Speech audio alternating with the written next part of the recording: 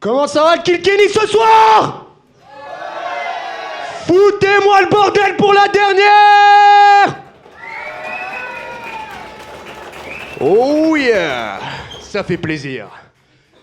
Bon, comme certains le savent, j'ai été gendarme. Après l'école de gendarmerie, j'ai été affecté en PSIG. Donc pour ceux qui ne savent pas ce que ça veut dire PSIG, ça veut dire peloton de surveillance et d'intervention de la gendarmerie nationale. Et ouais, ma gueule. Donc à mon arrivée là-bas, j'ai fait la rencontre de mon commandant de brigade. J'aurais bien voulu l'imiter là, mais en fait il était tellement banal que... Voilà, ça faisait ça quoi. Bonjour. Voilà. Et du coup, je me suis retrouvé en face d'une personne emblématique. Un grand, black, 110 kilos. Il y en a peut-être qui savent de qui je parle. Vas-y, dites-moi. Non, pas moi. L'instructeur Diakité Mboutombo. Et ouais, le vrai, le seul, l'unique, l'officiel. Le vrai guerrier Maasai. Donc forcément, hein, il vient me voir et me dit « Ah, monsieur Thomas, 3 mois de chicotage de gencives, ça t'a pas suffi? Tu en veux encore ?» Me serre la main, me pète 3 phalanges au passage, me met une petite tape derrière l'épaule amicale, me démonte l'épaule aussi, me pète la clavicule. Et là, il me regarde et me dit « Joe Wiggle, bienvenue en unité doudou !» Ouais, j'étais dans la merde. En gendarmerie, surtout en PSIG, il y a des binômes en fait.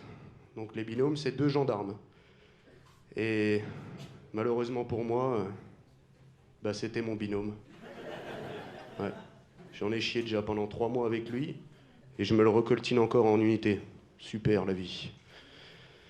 Et du coup, première intervention, hein, ma première intervention avec Diakité et 18 autres agents, mais surtout Diakité. Hein. Rendez-vous 4h00 pour le briefing. Hein. On arrive à la brigade et là, donc, t'as le chef des OP qui nous reçoit pour nous faire le petit briefing. Bon les gars, aujourd'hui, on va interpeller un dealer, ok?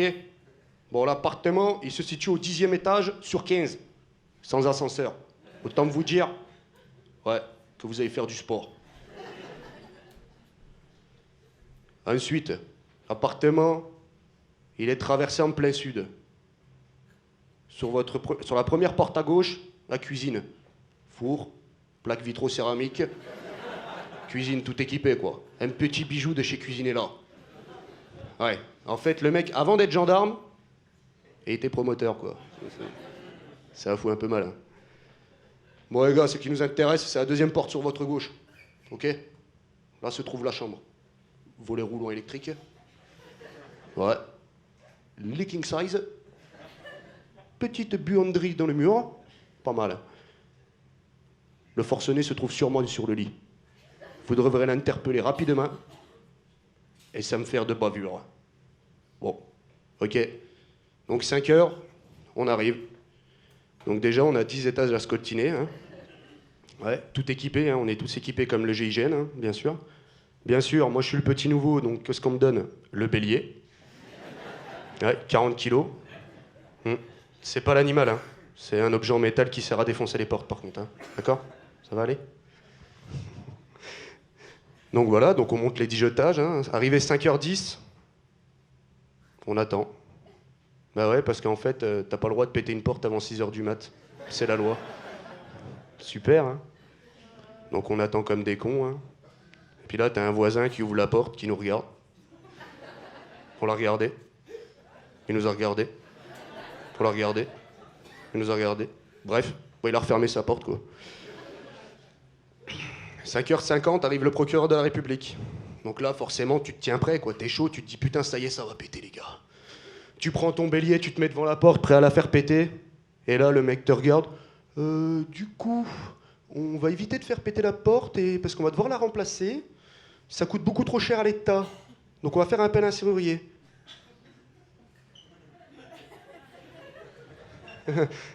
Espèce d'enculé.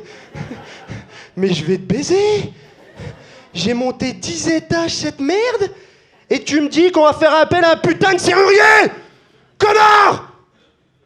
Merde. Mais bon, ça je l'ai dit dans ma tête, bien sûr, hein, parce que bon, c'est un peu lui qui décide. Ben donc du coup, ben, on attend comme des cons devant la porte, quoi. Et là, t'as le voisin qui est de retour. Il ouvre sa porte, nous montre à sa femme, et là, t'as Diakité qui le regarde avec un regard noir, et lui fait... Chut. La légende raconte que il n'est jamais ressorti de son appart depuis ce jour. 6h30, arrive le serrurier.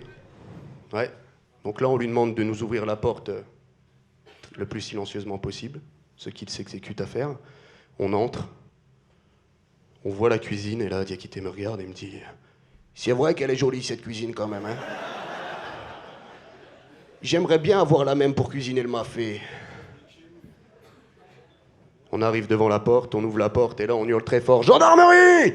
Ça devait être leur signal pour arrêter tout, parce que si tu veux, le mec était sur le lit, avec sa copine, en train de faire des choses pas très catholiques. Si vous voyez ce que je veux dire. Pour ceux qui veulent savoir, il était en levrette en train de lui claquer les fesses, en fait. Hein. Ouais. La dernière chose que ce pauvre type a vu, bah, c'est Diakité, en fait. Ouais. Ouais. Il l'a attrapé, l'a plaqué au sol, l'a menotté et lui a susurré à l'oreille « J'espère que t'en as bien profité, petit coquin. Cette fois-ci, c'est la dernière pour toi. » Ok. Donc là, pendant que sa gonzesse se met à hurler puis à courir en rond dans tout l'appartement complètement à poil, je me suis dit, je vais mettre 5 minutes dans la tête du mec quand même.